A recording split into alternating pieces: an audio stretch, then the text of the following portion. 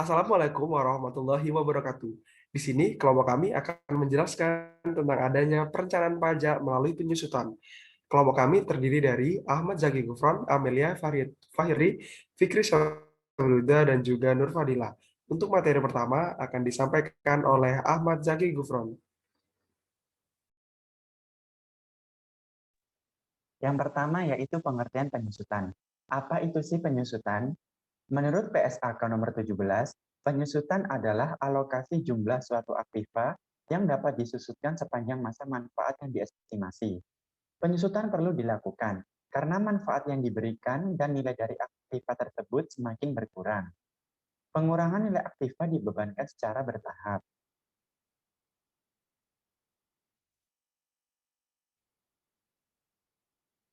Kemudian, teks polis dalam penyusutan.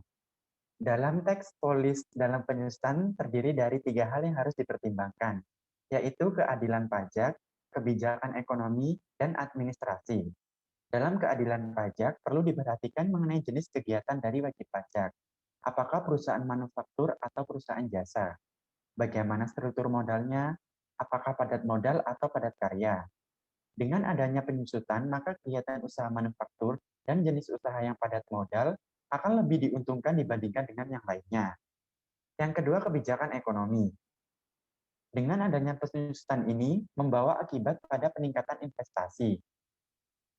Dalam peningkatan investasi ini, akan terjadi pendorongan atau penghambatan suatu capital growth penyusutan secara selektif, yang dapat dibedakan menjadi 4, yaitu penyusutan untuk barang baru atau barang bekas, penyusutan berdasarkan jenis industri tertentu, penyusutan berdasarkan jenis aktiva, dan penyusutan berdasarkan lokasi. Yang ketiga, administrasi. Secara administrasi, penyusutan dapat dibedakan menjadi 2, yaitu sederhana dan kompleks. Pemilihan jenis penyusutan, baik yang sederhana ataupun yang kompleks, tergantung pada beberapa hal, seperti besarnya biaya administrasi, sumber daya manusia, dan kepatuhan dari wajib pajak.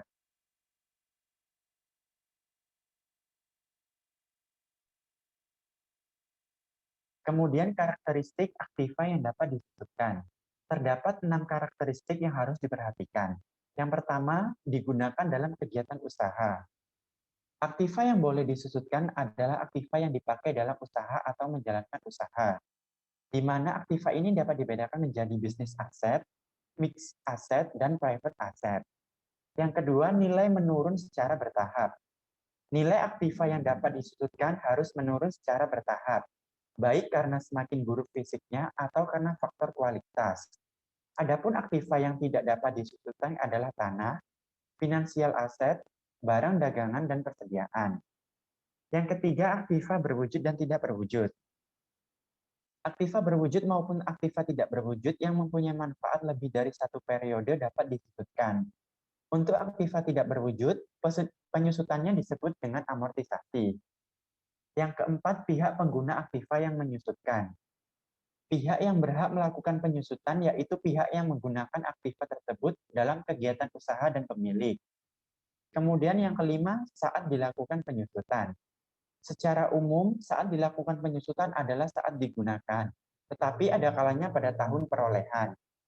Yang keenam, dasar melakukan penyusutan. Dalam dasar melakukan penyusutan, terdapat 3 hal yang harus diperhatikan, yaitu harga perolehan, harga penggantian, dan revaluasi.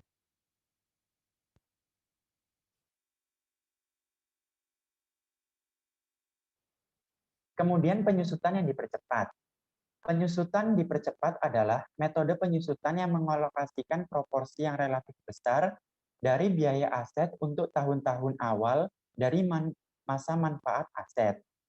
Pada penyusutan yang dipercepat ini menggunakan metode penyusutan garis lurus, di mana metode-metode ini sesuai jika pabrik atau peralatan diharapkan akan digunakan lebih cepat pada tahun-tahun awal. Karena beban penyusutan lebih tinggi, laba bersih akan lebih rendah di tahun-tahun awal depresiasi. Pada tahun-tahun berikutnya, terjadi pembalikan dengan beban depresiasi lebih rendah. Depresiasi yang dipercepat kadang-kadang disebut sebagai pilihan akuntansi yang konservatif, karena menghasilkan laba bersih yang lebih rendah pada tahun-tahun awal penggunaan aset.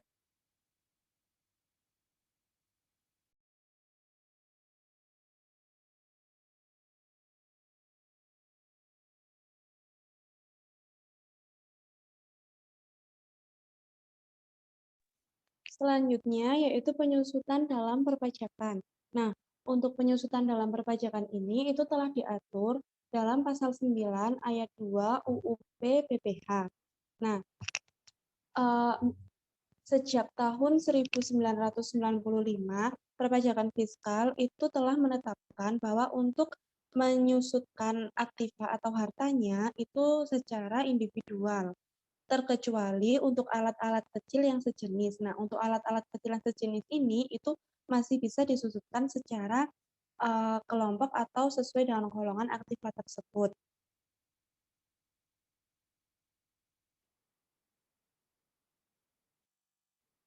Nah, selanjutnya kita juga harus mengetahui poin-poin penting yang ada dalam penyusutan perpajakan ini. Yang pertama yaitu saat mulainya penyusutan fiskal. Nah, penyusutan dalam perpajakan fiskal itu dapat dimulai pada bulan perolehan aktiva tersebut. Nah, untuk penyusutannya itu dilakukan sebulan penuh. Kemudian dalam memulai penyusutan fiskal ini itu ada 3 pengecualian. Yang pertama yaitu harta atau aktiva dalam pengerjaan, yang kedua harta atau aktiva dalam leasing, dan yang ketiga persetujuan Direktur Jenderal Pajak. Nah, untuk harta atau aktiva dalam pekerjaan ini itu dapat mulai disusutkan pada tahun selesainya aktiva tersebut dikerjakan. Untuk aktiva dalam usaha sewa guna atau leasing, nah khususnya untuk aktiva tanpa hak opsi itu dapat disusutkan pada saat aktiva tersebut mulai disewa gunakan. Kemudian yang ketiga itu ada persetujuan Direktur Jenderal Pajak. Nah, untuk persetujuan Direktur Jenderal Pajak ini itu wajib pajak mengajukan permohonan terlebih dahulu kepada Direktur Jenderal Pajak untuk mendapatkan harta yang dapat disusutkan. Nah, biasanya harta tersebut akan disusutkan ketika harta tersebut telah menghasilkan untuk perusahaan. Nah, kemudian untuk poin yang kedua itu ada pengelompokan harta berwujud. Nah, dalam pengelompokan harta berwujud ini dibagi menjadi 2 kelompok, yaitu yang pertama kelompok bukan bangunan dan yang kedua kelompok berupa bangunan. Untuk kelompok yang bukan bangunan itu dikelompokkan lagi menjadi 4, yaitu untuk kelompok pertama itu harta yang mempunyai masa manfaat 4 tahun, untuk kelompok yang kedua itu masa manfaatnya 8 tahun, untuk kelompok yang ketiga 16 tahun, dan untuk yang kelompok 4 itu 20 tahun. Sedangkan untuk kelompok yang berupa bangunan itu dikelompokkan lagi menjadi 2, yaitu permanen dan tidak permanen. Nah, untuk kelompok bangunan yang permanen itu mempunyai masa manfaat 20 tahun dan kelompok bangunan yang tidak permanen itu memiliki masa manfaat 10 tahun. Nah, kemudian untuk poin yang ketiga yaitu metode tarif penyusutan fiskal. Nah, untuk metodenya sendiri dalam kelompok aktiva yang bukan bangunan itu perpajakan memberikan opsi kepada perusahaan untuk menyusutkan aktivanya yaitu metode garis lurus dan juga metode saldo menurun ganda. Sedangkan untuk kelompok yang berupa bangunan, itu perpajakan hanya memberikan satu metode saja, yaitu metode garis lurus. Kemudian tarif, nah untuk tarifnya itu jika kelompok bukan bangunan, untuk kelompok pertama metode garis lurus itu 25%, sedangkan saldo menurunnya 50%. Untuk yang kelompok kedua, itu 12,5% untuk garis lurus dan 25% untuk saldo menurun. Untuk kelompok yang ketiga, 6,25% untuk garis lurus dan 12,5% untuk saldo menurun. Sedangkan untuk yang kelompok 4, itu 5% untuk garis lurus dan saldo menurunnya 10%. Nah, kemudian tarif penyusutan kelompok yang berupa bangunan. Nah, untuk bangunan permanen itu tarifnya 5%, sedangkan untuk yang tidak permanen itu tarifnya 10%.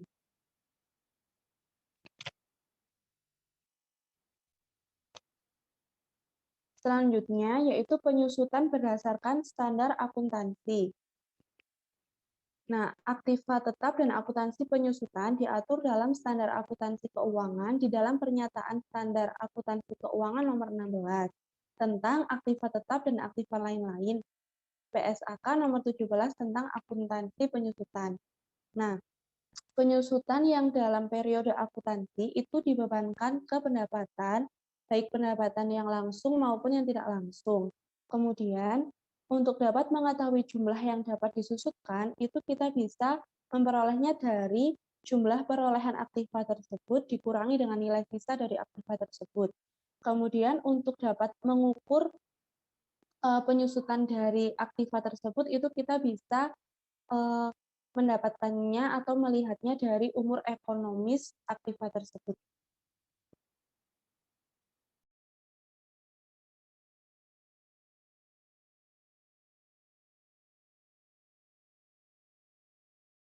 Baik, itu tadi penjelasan dari teman saya mengenai adanya penyusutan berdasarkan standar akuntansi keuangan. Selanjutnya, saya akan menjelaskan tentang adanya biaya perolehan. Di sini, biaya perolehan diartikan sebagai jumlah kas atau setara kas yang dibayarkan atau nilai wajar imbalan lain yang diberikan untuk memperoleh suatu aktiva pada saat perolehan ataupun konstruksi sampai dengan aktiva tersebut dapat dalam kondisi yang tepat dan siap untuk digunakan. Biaya perolehan suatu aktiva tetap terdiri dari harga belinya, termasuk biaya impor dan PPN masukan tidak boleh direstitusikan. Dan setiap biaya yang dapat diatribusikan secara langsung dalam membawa aktivitas tersebut ke kondisi yang sesuai aktiva, dapat bekerja untuk penggunaan yang dimaksud. Setiap potongan dagang dan rapat dikurangi dari pembelian. Contoh dari biaya yang dapat diatribusikan secara langsung adalah yang pertama yaitu biaya persiapan tempat, yang kedua biaya pengiriman awal, yang ketiga biaya pemasangan, yang keempat biaya perolesian seperti arsitek dan insinyur. Pada umumnya, standar akuntansi keuangan menganut penilaian berdasarkan harga perolehan atau harga pertukaran, jadi tidak mengizinkan penilaian kembali aktiva tetap atau revaluasi. Penyimpanan dari ketentuan ini mungkin dilakukan berdasarkan ketentuan pemerintah. Dalam hal ini, laporan keuangan harus menjelaskan mengenai penyimpangan dan konsep harga perolehan di dalam penyajian aktiva tetap, serta pengaruh penyimpanan terhadap gambaran keuangan perusahaan. Selanjutnya, yaitu ada kriteria aktiva yang dapat disusutkan.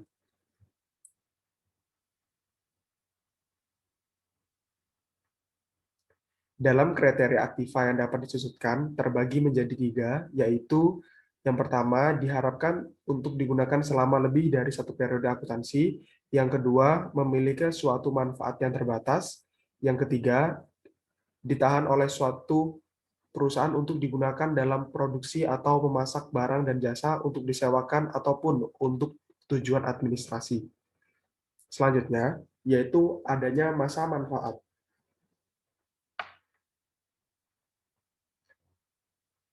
Yang dimaksud dalam masa manfaat di sini yaitu adanya pertama, adanya periode suatu aktiva diharapkan digunakan oleh perusahaan ataupun jumlah produksi atau unit serupa yang diharapkan memperoleh dari aktiva oleh perusahaan.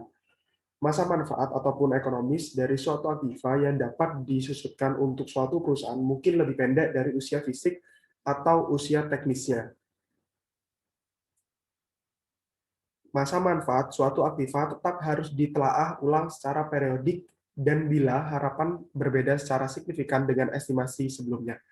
Selanjutnya yaitu adanya metode penyusutan. Di sini terbagi menjadi beberapa hal, yaitu ada 3. Yang pertama ada waktu, penggunaan, dan juga kriteria lainnya. Dalam penjelasan berdasarkan waktu terbagi menjadi 3 metode, yaitu metode garis lurus, metode saldo menurun, dan juga metode jumlah angka tahunan. Di sini saya akan menjelaskan tentang adanya metode garis lurus. Dalam metode ini, biaya penyusutan dialokasikan berdasarkan berjalannya waktu dalam jumlah yang sama selama masa manfaat aset tetap berwujud tersebut. Yang kedua, adanya metode saldo menurun. yaitu metode jumlah angka tahun yang akan menghasilkan jumlah penyusutan yang semakin menurun dari tahun ke tahun. Tarif penyusutan ditetapkan dengan pecahan, yaitu pembilang adalah angka tahun yang ada selama masa manfaat aset tetap. Yang kedua yaitu adanya metode jumlah angka tahun.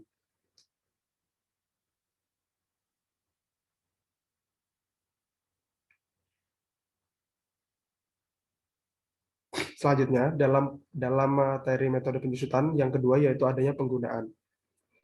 Terbagi menjadi dua, yaitu metode jam jasa dan juga metode jumlah unit produksi. Metode jam jasa dijelaskan bahwasanya pada metode ini besarnya penyusutan dihitung dengan berdasarkan teori bahwa pembelian aset tetap ditunjukkan dari jumlah jam jasa langsung, dan dalam metode ini mengakui estimasi masa manfaat aset yang diukur dalam jam jasa. Yang kedua yaitu metode jumlah unit produksi. Dalam metode unit produksi, taksiran manfaat dinyatakan dalam kapasitas produksi yang dapat dihasilkan. Kapasitas produksi ini dapat pula dinyatakan dalam bentuk jam pemakaian ataupun urut-urutan kegiatan lainnya. Yang ketiga, dalam metode penyusutan yaitu adanya berdasarkan kriteria lainnya. Terbagi menjadi 3 metode, yaitu metode berdasarkan jenis dan kelompok, yang kedua metode anuitas, yang ketiga adanya sistem persediaan. Metode penyusutan yang digunakan untuk aktiva tetap ditelaah ulang secara periodik, dan jika terdapat suatu perubahan yang signifikan dalam pola pemanfaatan ekonomi yang diharapkan dari aktiva tersebut, metode penyusutan harus diubah untuk mencerminkan perubahan pola tersebut. Perubahan metode penyusutan harus diperlakukan sebagai suatu kebijakan akuntansi dan dilaporkan sesuai dengan PSAK nomor 25 tentang laba ataupun rugi bersih untuk periode berjalan. Kesalahan mendasar dan perubahan kebijakan akuntansi dan beban penyusutan untuk periode sekarang dan masa yang akan mendatang harus disesuaikan. Selanjutnya, materi akan dijelaskan oleh teman saya.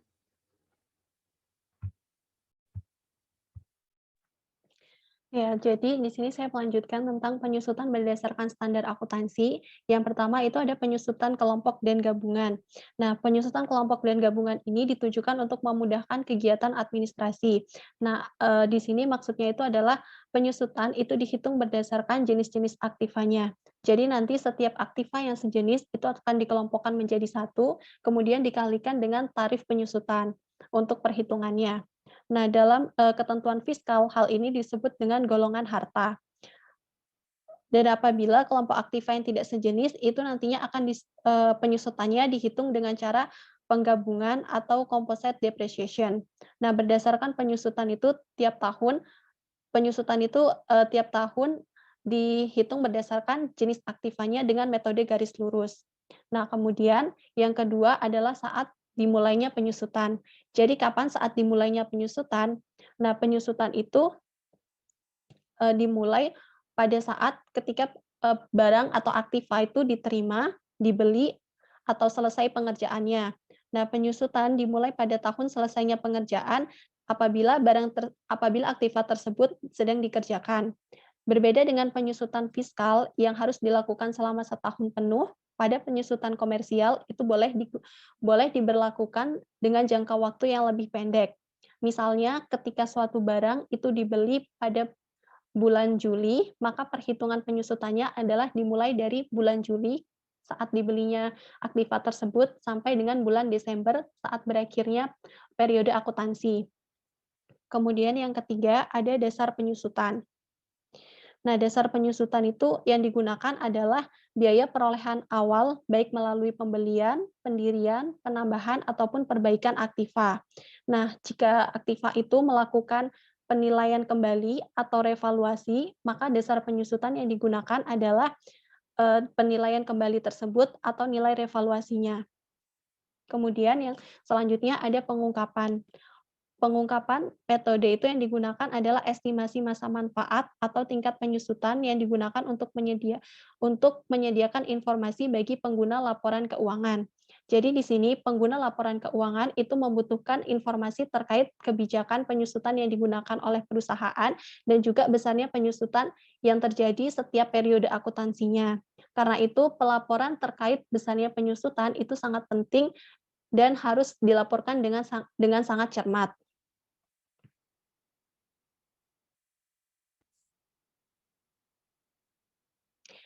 Kemudian di sini selanjutnya ada perbedaan antara akuntansi komersial dan juga akuntansi fiskal dalam perhitungan penyusutan. Nah, yang pertama adalah persamaannya. Dalam persamaannya di sini terdapat kebijakan aktiva yang memberikan manfaat lebih dari satu periode. Jadi di sini untuk aktiva yang memiliki manfaat lebih dari satu periode itu tidak boleh langsung dibebankan pada tahun pengeluaran, tetapi harus dihitung atau disusutkan berdasarkan masa manfaatnya. Nah, untuk perhitungan aktiva yang disusutkan itu digolongkan menjadi dua, yaitu bangunan dan juga non-bangunan. Kemudian aktiva yang tidak dapat disusutkan, baik itu secara akuntansi komersial ataupun secara akuntansi fiskal, itu adalah aktiva yang berwujud tanah. Kemudian yang di sini ada perbedaannya terkait perhitungan penyusutan dari akuntansi komersial dan juga akuntansi fiskal. Yang pertama ada masa manfaat. Pada akuntansi komersial, masa manfaat itu ditentukan dari umur ekonomis aktiva dan dihitung nilai residunya. Sedangkan pada akuntansi fiskal itu ditetapkan berdasarkan pada keputusan Menteri Keuangan tanpa memperhitungkan nilai residu. Yang kedua, perbedaan dari harga perolehannya. Pada akuntansi komersial, harga perolehannya itu dihitung dalam pembelian menggunakan harga sesungguhnya, dan untuk pertukaran aktiva tidak sejenis itu menggunakan harga wajar, sedangkan untuk pertukaran aktiva sejenis itu dihitung berdasarkan nilai buku aktiva yang dilepas, dan untuk aktiva yang menjadi sumbangan itu dihitung berdasarkan harga pasar. Sedangkan pada akuntansi fiskal, dalam perhitungan harga perolehan, untuk transaksi yang tidak mempunyai hubungan istimewa, itu berdasarkan harga yang sesungguhnya. Sedangkan untuk transaksi yang memiliki hubungan istimewa, itu didasarkan pada harga pasar. Kemudian untuk transaksi tukar-menukar, dihitung berdasarkan harga pasar. Dalam rangka likuidasi, peleburan, dan juga pemekaran, pemecahan, atau penggabungan aktiva, maka dihitung berdasarkan harga pasar, kecuali yang ditentukan oleh Menteri Keuangan. Kemudian selanjutnya ada metode penyusutan. Nah, pada akuntansi komersial, metode penyusutan yang digunakan itu beragam. Bisa menggunakan metode garis lurus, jumlah angka tahun, saldo menurun, atau metode jam jasa, unit produksi, atau metode lainnya. Sedangkan pada akuntansi fiskal yang digunakan hanya dua metode, yaitu metode garis lurus dan juga metode saldo menurun. Kemudian pada sistem penyusutannya, pada akuntansi komersial, sistem penyusutannya memiliki dua sistem. Yang pertama yaitu sistem penyusutan individual, dan yang kedua yaitu sistem penyusutan gabungan atau kelompok. Sedangkan pada akuntansi fiskal, sistem penyusutannya hanya dilakukan dengan satu cara, yaitu sistem secara individual, kecuali untuk peralatan kecil yang boleh digolongkan sehingga penyusutan dapat dihitung dengan sistem penyusutan gabungan.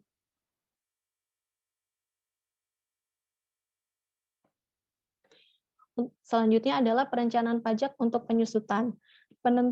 Penentuan metode penyusutan secara tepat itu penting untuk dilakukan dalam perencanaan pajak, terutama untuk perusahaan-perusahaan yang padat modal. Nah, berdasarkan pasal 11 Undang-Undang PPH, metode penyusutan yang dapat digunakan untuk melakukan penyusutan terhadap aktiva tetap bukan bangunan adalah metode garis lurus dan juga metode saldo menurun. Baik, sekian informasi yang dapat kami sampaikan dari kelompok 2 terkait materi penyusutan terkait materi perencanaan pajak melalui penyusutan. Apabila ada kesalahan dalam penyampaian materi, kami mohon maaf dan kami akhiri. Wassalamualaikum warahmatullahi wabarakatuh.